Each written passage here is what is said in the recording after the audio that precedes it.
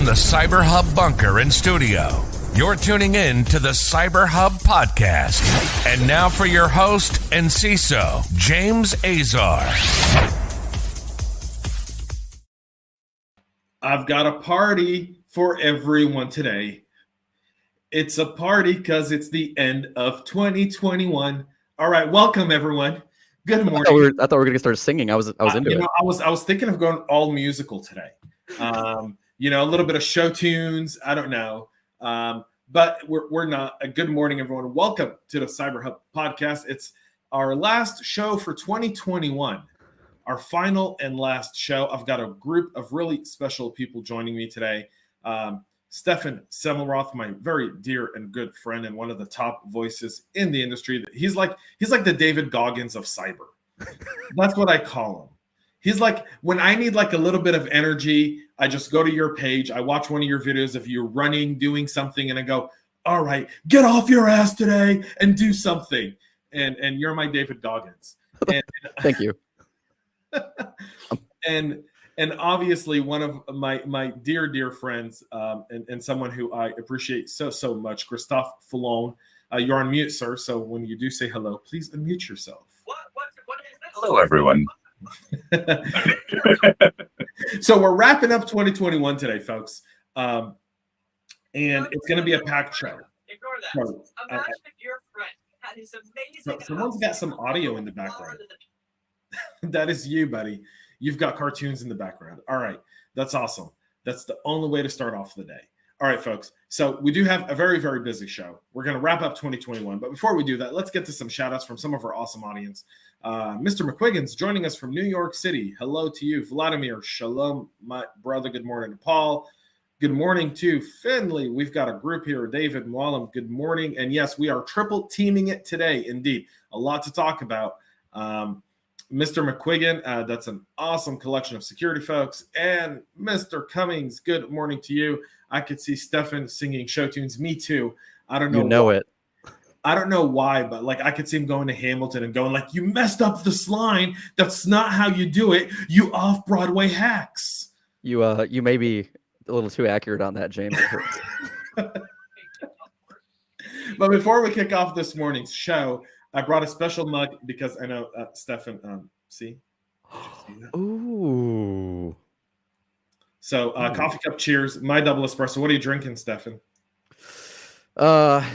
Blonde roast with just a touch of milk. That's it.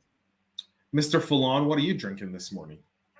I have a quad shot Irish cream, La Cafe. Anyway, it's a Cuban coffee. I'll just say that. I do enjoy a good Cuban coffee. There's something very good. I've got my Italian double espresso, which is pretty much like, I think like you insult Italians if you don't like have an Italian double espresso. They're like, we invent this. Well, the word crema came from Italy by the guy that invented espresso. Yeah, indeed. All right, guys, let's get into why everyone's here, because hearing us, we're going to entertain you folks today. But I'm going to give a quick oversight of 2021, and then we'll start talking about it. So 2021 started kind of with the aftermath of SolarWinds, right? SolarWinds started as people were going on vacation. We were like, what's going to happen? What's the worst that could happen from SolarWinds? Well, and then Why ask that question? Yeah. So then Microsoft happened, right? Like a bunch of Microsoft, from Print Nightmare to Exchange again to Azure. I think we have an over and under on 0 days at this point for Microsoft vulnerabilities. Let's not forget Kaseya. People forget Kaseya. Kaseya like flew under the radar, but Kaseya was being compared to SolarWinds initially. Then we've got my favorite, Colonial Pipeline, right? The guys who, because they couldn't bill, decided to shut down all the oil to the northeast and southeast of the U.S. Trying to make money. If they only knew how to do inventory, I wonder, inventory. Oh, it's easy to go back to paper. We'll be fine. I don't know, we've got 100,000 barrels here, and now we're down to 80. So we got a bill for 20,000 barrels. Who did those 20,000 barrels go to? Split it up evenly. Look at order history. Come on, man. Like, you've got enough data there. That's just laziness. Ransomware.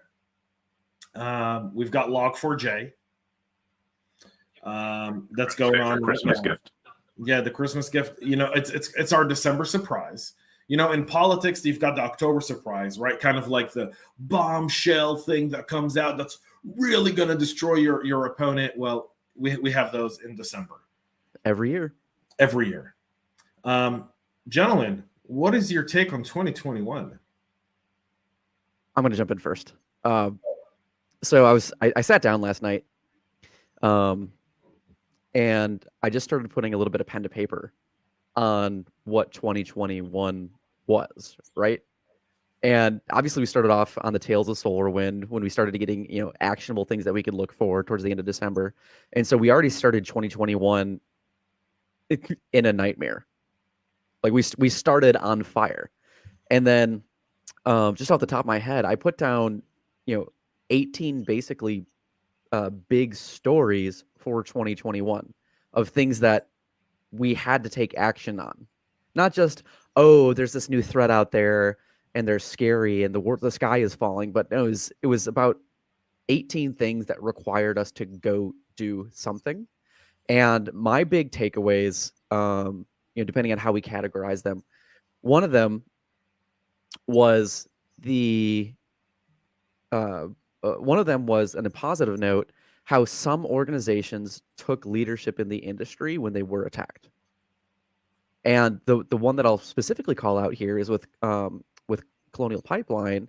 And while they did screw up their billing and there were shutdowns, what I haven't really seen until this point in an instance like that was a CEO stepping up to the plate and saying, taking ownership of it, putting out a plan of action, and saying, this is what we're going to do and this is what we've done. Tim Felt at Colonial did that this year. So now we've got highly politicized, highly covered in the media case study that we can point to when we're out engaging with companies that exist. And it goes, hey, here's an example of when it was done right.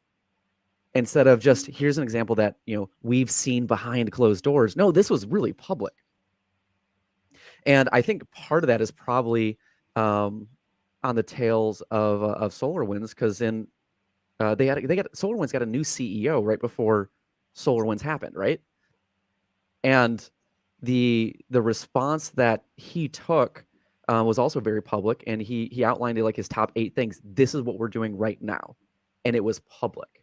And I think that those two things combined are driving the industry to get board members and CEOs to the table to say, not only do we, is this a legitimate thing, but I think we've really seen that pivot in 2021 of companies taking action, acknowledging that this is real. It's not just cloak and dagger stuff that we can cover up. This is the legitimate space. Porter's Five Forces, now that Porter's Five Forces assumes that in a business we're operating outside of all these other effects and impacts. But now cyber is becoming a business risk. People have to take action, and we're starting to see companies that are taking their emergency communications plan and they're legit doing it, right? They're communicating to all of their stakeholders, and we're starting to see that Sarbanes-Oxley is pushing this really strongly as well with Nicholas Sharp over at Ubiquity and with Joe Sullivan over at Uber. Both alleged. But we're starting to see this where companies are taking it seriously. The federal government starting to look at it a little bit closer. And then the integrations, one of the big things that I've seen lately, just the last couple of months, is when companies are breached, they're not scared of the FBI anymore. And I think that's a big piece here is when companies are getting, specifically ransomware, they're willing to go talk to the FBI, and the FBI is going to do some of the attribution, and they're going to come in and help. They're not going to be this big scary person in a tuxedo that walks in and says, hey, you guys are all screwed up.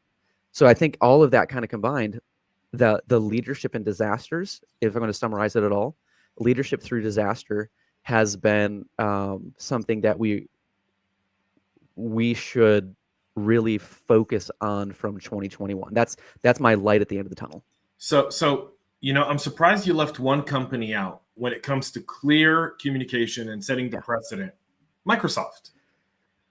Microsoft was the first one that came out and said, hey, we're victims of SolarWinds, and they viewed our source code, right? They ran a live blog that was updated multiple times a day around the whole thing of, Print Nightmare and then the exchange.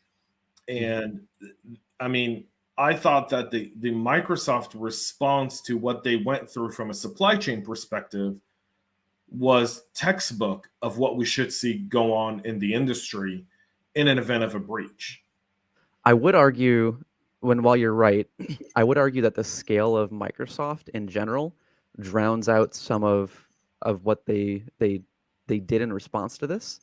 And I would argue that Colonial, with Tim Felt specifically, made this a more human thing than I don't want to say just a blog. I don't want to diminish it.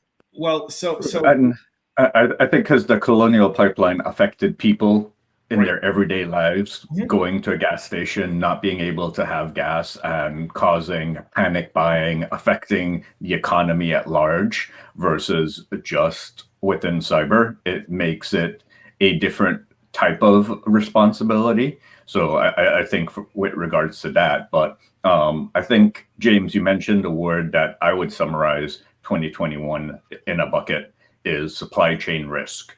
Yes. I think this was the year that organizations truly have to look at what their supply chain and third-party risk is and really up their game in it. Starting with SolarWinds, going to Microsoft, continuing down, now you have Log4j, now you have companies that have to go back and recreate SBOMs for applications because they really didn't understand what was in their application stacks. And now they're having to go back and re-inventory their applications to see what's actually in there so that they could have a better asset management view of their applications and where their risks lie. So real quick there, Chris mentioned an acronym, SBOM, Software Bill of Materials. It's everything that goes into your overall package. And that could be critical for a lot of government contracting as well as privatized contracting, where they want to see what's in your software so that when you do sell to the government or a large organization, they understand what your software comes with and what risks come with that as well. Mm-hmm. Yeah, I when you look at, kind of the software supply chain piece of it, right? Kaseya was started with SolarWinds, went on to Kaseya. Now we've got Log4j, and let's not forget Microsoft. Microsoft was impacted by SolarWinds downstream their supply chain. So if you're a Microsoft customer but you're not a SolarWinds customer, what 2021 taught us was you can go and you can be a Microsoft shop and have everything you want in there and then wrap that up and then still be impacted because one of Microsoft's vendors was impacted, right? And there's a good comment here by Paul where he talks about, but Microsoft is monolithic. Their actions were against everything the corporate culture stands for. When it comes to transparency, maybe, I'm not sure. I think what Microsoft's leadership looks at them now is they see themselves as a security company more than they do anything else. And so, that's significant. And part of it is Microsoft's impact was government. And I think like 80 or 90% of like Fortune 1000 companies use the Microsoft suite in some form or fashion. Yep. So the impact of the Microsoft source code, I think it's still going to be felt. I actually think, when we look at 2022, I think we're still going to see stuff happen there, simply because of the sophistication of threat actors. And that the piece there, their own, and just managing Microsoft source code is a task that is so incredibly difficult that they often don't know with some of this legacy code. Right. And even in a new package, like one of my favorite things to watch, so anybody out there watching this, just go watch it, is Microsoft's equation editor for Office. Every few quarters, I won't say months, but every few quarters there'll be a new exploit for Microsoft equation editor, and that code is so old that I don't think they've got the original source code anymore. I don't know if they do or not. I should probably look into that before I open my mouth. But like that code is 25 years old sometimes, and that's why like we still have a ton of legacy code here. So when if XP's source code gets leaked, everybody goes, oh, that's XP. Nah, a bunch of that code still is alive. It's thriving. Yeah, it's still being in used. Windows 10. It's still in Windows 11. Yeah, indeed. Let's talk a little bit about what I thought was the aftermath of Microsoft and Colonial, the White House Summit, where a bunch of CEOs of some of the wealthiest companies in the world, or in the country, I should say, met with President Biden, came out, and everyone was pledging billions and billions of dollars towards cybersecurity over the next 3 to 5 years. Have we really seen the impact of that, or do you feel like that was a PR release with maybe little impact? I'll go back to kind of a military analogy on this one. When we say we're going to do something, oftentimes what we say is we spent $2 billion on this effort, right? And then what did that $2 billion get us? Like 6 dudes in boots on a piece of ground somewhere? And you look at that and you go, 6 dudes in boots, that's it? Like, that's the effect we're looking for, right? As a couple people out to do a thing. But then you have to trace back all of the effort it took to get those 6 dudes out to that austere location to do a thing. It took, massive amounts of logistics. It took massive amounts of planning. It took massive amounts of internal communication, which in the military, I call that sales. Like to buy off, get people to buy off on the idea. On the outside, sales and marketing. So when we look at that, the internal cost of, and we'll just use Microsoft as an example, the internal cost of maintaining a blog and taking their engineers out of engineering time to then go sit down with a person that has the letters real good. There's legitimate cost there, right? Right. So when you start adding all of that up together, there is an internal cost that we can directly assign to transparency, because transparency involves communication, and communication takes time, and they're a public company, which means that communication has to go through, we've talked about Sarbanes-Oxley, it has to go through SOX review, and it still has to go through fast. So now we're literally, kicking other projects to the side in order to be transparent. And all of that gets down to, a couple maybe GitHub pages and scanning tools, and we'll continue to see the effect of this. But I think if we were to make a judgment on that right now, I think it would be too early. For me, it'd be easy to say, oh yeah, we haven't seen what we really wanted through this investment. But I am the amount of time it takes with some of these large organizations to grow the tree that bears fruit. I think we will continue to see that. And I can say that through my clients that I work with, we are starting to see some of the fruits of those labors out there now, because of a lot of those efforts with those big companies in marketing and pushing MFA and requiring some of this stuff. I'm starting to see people that 2 years ago had no desire for security at all are starting to say, well, hey, shouldn't we have 2FA? And they're starting to ask the questions that they haven't. So maybe we haven't seen it as much directly as we would like, but I can say the secondary and tertiary impacts are definitely there because I'm living through them right now. Yeah. I mean, like any major organization, it's like trying to move an oil tanker. You're just not going to spin it right away. It's going to take time. The same thing for any changes in the government. They'll propose a change and they'll take 5 years to implement because of how complex it is. But I would say, yes, changes progressively come, maybe in smaller milestones than we hoped. But changes like requiring more detail in SBOMs, requiring your secondary contractors that are your subprimes to have their security act in play. That's something that never existed in the past. And those small changes equate to a larger change in the overall critical infrastructure security. So I'd say that is good. And I would say the second major theme for me in 2021 to pivot the situation a little bit is this work from home that is become normalized, and how the companies now that previously had a nice gated wall where everyone sat within now have to deal with a big spread out organization and assets everywhere on unsecured networks, and how do they ensure the security of their intellectual property as well as continue to function. And that's a huge difficult challenge. And Chris, what I'll just kind of follow up onto that is what I'm seeing, and James, I'm sure you are as well. The initial push to work from home was all about availability, because the risk of people not working was substantially greater than the technical risk of people, maybe not having the best connections.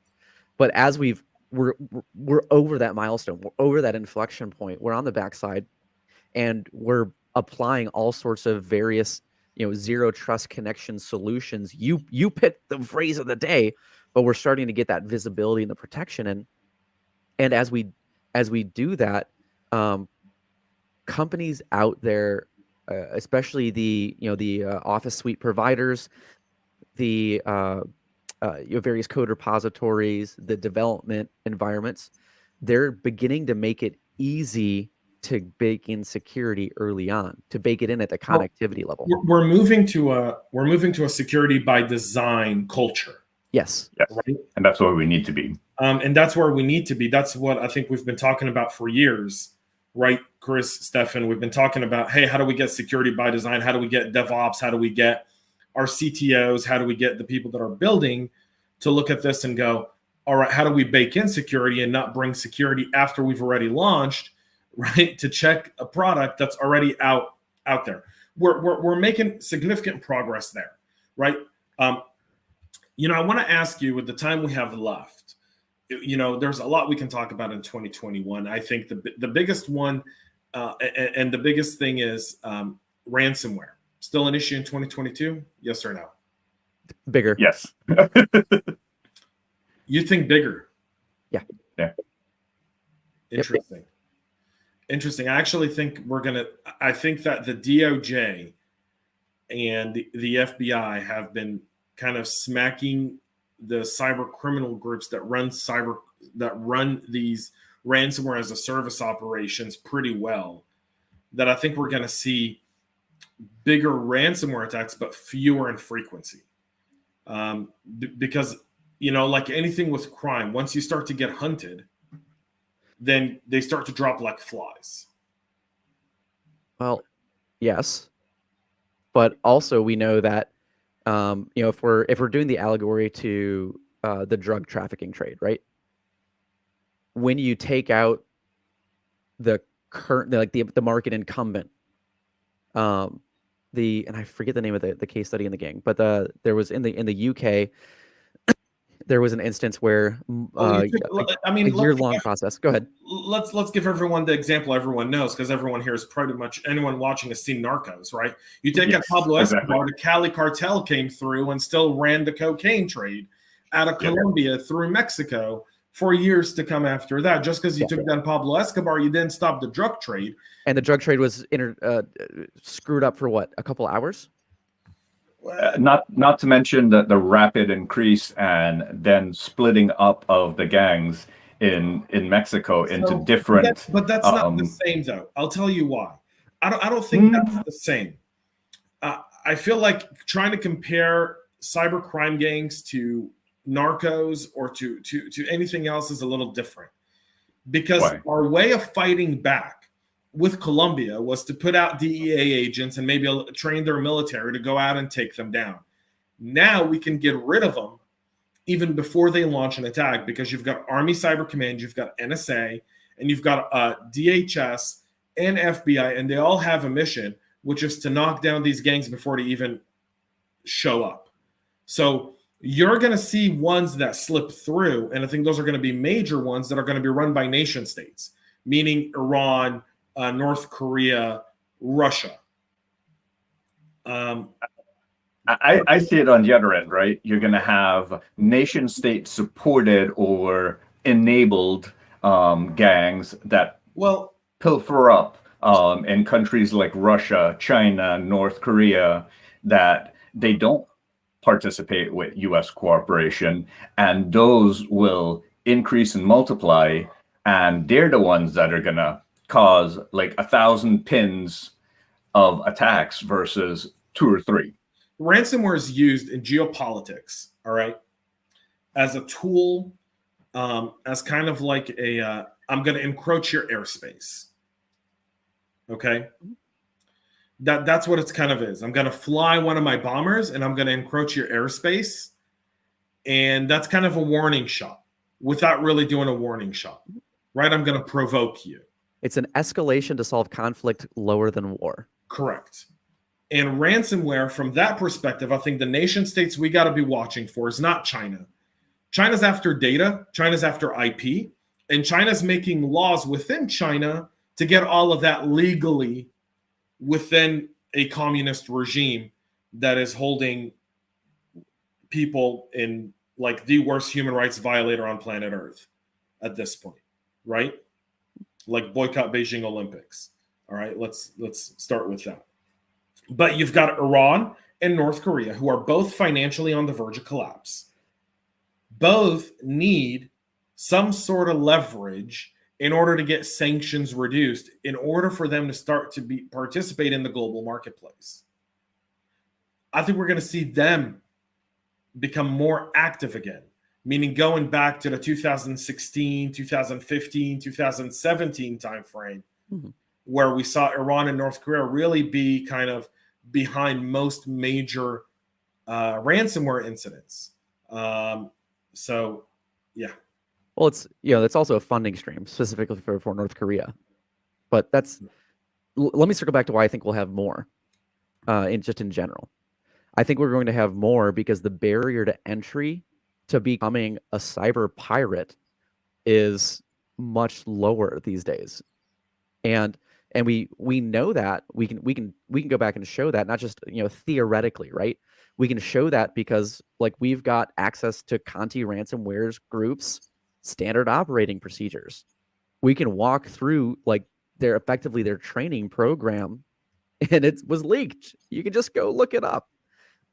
So the and the SaaSification of ransomware gangs as well. So as we look at it as a business industry, you're looking at about a 15x ROI on the low side for people to do it. And so between a huge upside and the fact that we have many agencies that are working together to go after big groups and after the people, you know, that are writing the source code, we're going to see the people that create the source code, probably it's going to still have a good percentage in former Soviet bloc, but it's also going to start transitioning to other places that are coming online, like India and other places in APAC that are going to start writing the source code where their ROI is even greater. And it's an opportunity for people to come out of poverty. So you're right in one way, and that's in the theory. Now, let me give you the practical aspect of this. Let's do this. The practicality of this from a geopolitical perspective and a global international cooperation, you got to start to look at the axes that are forming kind of what I like to call we're in the midst of a Cold War, right? So let's not fool ourselves. Let's not get anywhere. Cybersecurity is part of this, right? In fact, cybersecurity is the new battlefield for this new Cold War, right? There's the propaganda that goes on like the previous Cold War that we see in the media, but don't get distracted by it. You got to look at what's happening from the cybersecurity perspective to really understand where this Cold War is heading, right? And this Cold War is very different from any other one because this Cold War is economic. Mm-hmm. It's not moving naval ships from one place to the other, right?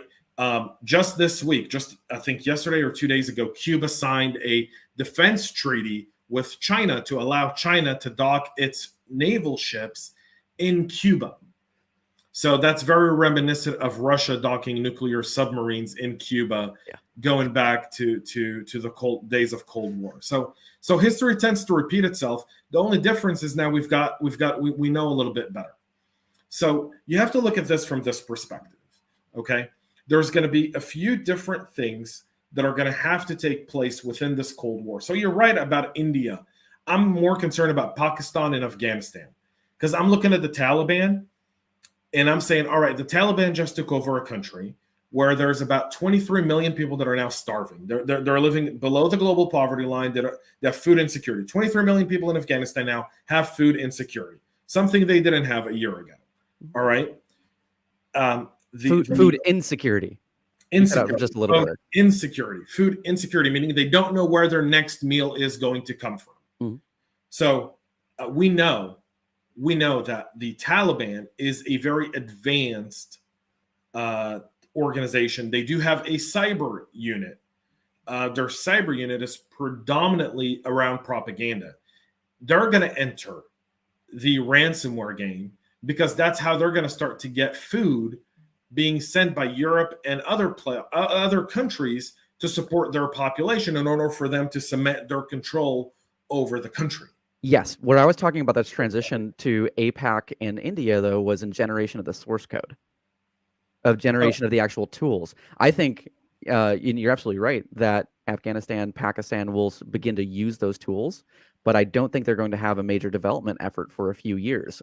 And then back to you're looking at the state sponsored. I was talking more about the criminal sponsored barrier entry. Because the criminal supports the state, right? And money backs one thing and the They're other. Tied together, yeah. That overlap. Right. So you're going to see. So here's what's happening in Eastern Europe and India, and I think this is what's really important: the cooperation between a lot of the Eastern European blocs with the EU and the US going after these criminal gangs has these criminal gangs now fleeing. You've seen top Russian hackers go to China because they're worried that as Russia tries to normalize with the EU, that the Russia's going to send some of them as kind of like bargaining chips in the game of chess to the EU. Well, that was back where we saw chatter, and I think it was March, early April. Snow is still on the ground, but that's where we saw them. A bunch of the big ransomware gangs saying that they were hearing signals from Russian leaders that they kind of needed to step back a little bit and not target companies that like supply oil. Right. And they also couldn't target specific industries and sectors, but they still had to pay keyboards with Cyrillic. But they still had to pay the tax to the Russian government in order to operate out of Russia. Yep. Well, you're going to start to see a lot of those people go to friendlier territories, very similar to how Al-Qaeda went to Afghanistan pre-9/11. Yeah, it's hurting. It's hurting. Territory. And those friendly territories are going to be Pakistan, Afghanistan, Myanmar, North Korea, Iran. Those are going to be the places where some of these gangs are going to go to operate out of, and they're going to be state-sanctioned, state-sponsored. I'm just saying. But there's still a spin-up cycle, right? You have the top hackers going there. As a service, they're going to take their services, they're going to stick them there, and then they're going to go to the local cyber gangs within those countries and say, all right, here's our, 60-40 split. Who are we going after? All right, we're going to go after these guys. There is no spool up time because everything's on the cloud for these guys and everything is ready to go, right? They're ready to go. I mean, some of the recent ransomware stuff's been happening in 5 minutes, right? They get into your environment, they start encrypting your data, right? They'll encrypt some critical data, and then they'll launch the ransomware while they're still asking you for a note. I mean, this stuff is happening in hours today. It's not days, it's not months. Those days are gone. And I think that's the spool. All right, we're way over time, so I want to take it way over time. Like, you're right, Stephen. You were like, hey, James, we're the half hour coming up. I'm like, well, we're going to have to. We're 7 minutes over. People are still tuning in, which means they're interested. So let me do this. Let me get your predictions for 2022 in under 30 seconds. We'll start with Mr. Foulon, and then we'll end with you, Stephen. Go ahead, Mr. Foulon, your 2022 prediction. Companies are going to focus more on supply chain risk and incident response so that they could better respond to supply chain risks. And that becomes BAU versus, hey, we have to stop all production and respond to something. So it's going to be normalized, and they'll be able to be more resilient to that on the pro side. On the con side, as all these vulnerabilities continue to pop up, you're going to see more nation states use these as opportunities to get in and attack. Stefan? So I'll shift a little bit from the threat, and I'll shift a little bit to kind of the defense and the organizational leadership side of the house. And I think in 2022, security programs are no longer going to be driven by the CIO. Because the vast majority of CISO reports to the CIO. We know that's a conflict of interest. We know that that's not a model that generally works. And with that, I think the big lightning bolt that's going to crack this open is security will be driven by the board. And I say that because I'm watching it beginning to happen already. And here's the model that most often happens right now. Hey, we just got a new board member, and that board member lived through a ransomware attack. And now they're asking two questions. One, what are we doing for security? And two, how much of our revenue are we spending on security? Yep. And with those two questions, watching CIOs and CTOs squirm in their seat when the board actually cares. Yeah, that piece is going to be where we start to see a big change. So I will say, go ahead, Chris. I'm sorry. I was going to say that's where I meant. That's one of the areas. The shift from IR to resilience is that they're going to build in that security. So, like Stefan was mentioning, you're now caring and you're being less impacted by these security events because they've designed they've embedded security by design and therefore can be more resilient. So I debuted my modern CISO keynote 2 weeks ago at FutureCon here in Atlanta. I posted it on the CISO Talk podcast yesterday or 2 days ago, Tuesday.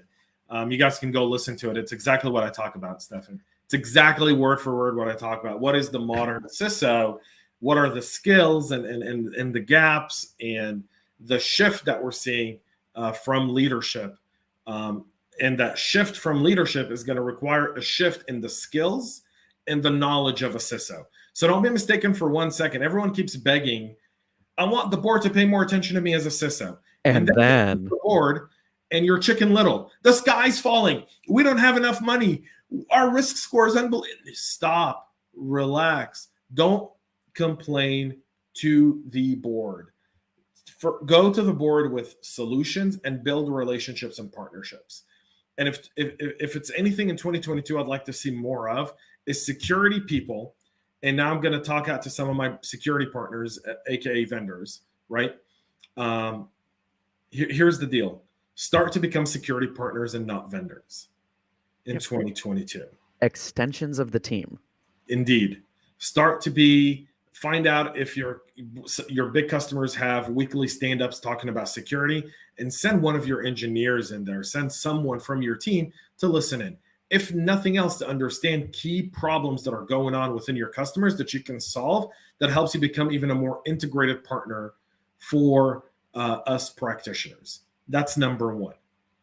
Number two, 2022 has to be the year where it takes a village. Has to be the year where it takes a village. My prediction, based on RSA got postponed to June. To June. Now all they need to do is just move it from San Francisco, and more people will show up. All right, because us East Coast people don't like to go to the West Coast. It's too far, man. It's a 5-hour flight. That's too long. I can fly to London in that time, right? So, do that. But we'll see if by June, when we're at RSA, when we're talking about RSA, what'll happen if we really do see the security partnership model really develop. And here's my prediction for 2022. You guys ready? Bring it. Here it is. APIs, baby. We are going to see the demolished approach to simple API integrations. That's just going to be the backbone of so many of these SaaS businesses. SaaS meaning as a service business, right? Not your rear end. I gotta make that clear. Two A's, 1 S. Ass, right? Not ass. So YouTube's like flagging the video right now. But with that being said, it's going to be the year of APIs. I predicted this in 2019, before pre-pandemic, when I did the State of the Union with Mark Hopt and Patrick Benoit. And I said, it's going to be the year of APIs. Then the pandemic showed up a month later, screwed up everything, because who needs to focus on APIs when you've got people working from home? Yep. This year, all of that's been finished up. A lot of organizations have moved to a cloud and microservice type of environment, and that's going to be where you're going to see the main threat actors go. Folks, plus, when you think of APIs, all your software vendors now are no longer in your house, and you're only connecting to you via these select channels versus being embedded in your software. Yeah. Avishai just nailed it. Key point: engineers, not sales or marketing on your client calls. Yeah, send your engineers. Send your sales engineers, your delivery engineers, but send an engineer to those calls. Whatever you do, please don't send the account manager. Please don't. Please. Like, if you heard anything I just said, do not send your account managers to those calls. Please. Have I said please? Please and thank you in my Ron Swanson voice. All right. Folks, that's it for our wrap-up show. I want to thank Stefan and Christophe for joining me on short notice and being just the awesome sports and full of knowledge that you guys are. Thank you. Thank you both for everything you've done for our industry this year. Christophe and Stefan, you guys have been prominent voices online, the non-nonsense type of people I like to call. You don't have a hashtag with your name on it. That's really important. Whenever I see those in LinkedIn, I automatically unfollow. So if you put your own name in a hashtag, I'm telling you right now, I will unfollow. And probably I won't connect, or I'll sever the connection and block, because I don't think anyone's name should be in a hashtag. This means putting hashtag James Azar in everything from the next week. No, don't do that. Please don't. Thank you both so much. But more importantly, thank you to everyone who's been tuning into the show for the entire year. You guys have been absolutely the driving force. This year has been a magnificent year personally. I've welcomed a young baby boy to the family a few months ago, and your support during that time, Christophe, Mr. McQuiggan, JJ, so many, Paul Cummings, so many awesome people who just kind of stepped up and were like, hey, what do you need us to help you with? While you took some time to be with your family, has been unbelievable. And you guys are really the people to go check it out. So I will say this, go check out the CISO Talk. I did drop the keynote I gave a few weeks ago talking about the modern CISO. It was my first draft of that presentation. It was the first time I've given it. Next time it'll sound a lot different, by the way. Let's do a team presentation on it. Yeah, indeed. It will be, but we'll be back. Here's my final dad joke for the year. I'll see you all next year. Ultimate dad joke. All right. I'm glad to be here. This is fun. Let's do it again. Yeah, we will do this again, folks. Thank you, everyone, for tuning in, everyone who's watched us live on the show today, and everyone who's listening to us after the fact. Comments, questions, all go check it out. We've got a lot of great stuff coming to you in 2022 here on the show. CISO Talks totally revamped. We're going to have an awesome season dropping in February. And you guys will be able to binge it because everything's going to be right there. We're going to have 12 episodes right then and there for everyone to binge right when we kick off the year. So don't miss that. Practitioner Brief will be back again at 900 0900 hours every single day, Monday through Thursday. More guests, more awesome content. Stefan, Chris, Happy New Year, guys. Thank you so much. Happy New Year. See you next year. See you next year. We love feedback, so make sure to connect with us on social media and subscribe to our podcast on your favorite podcast listening platform.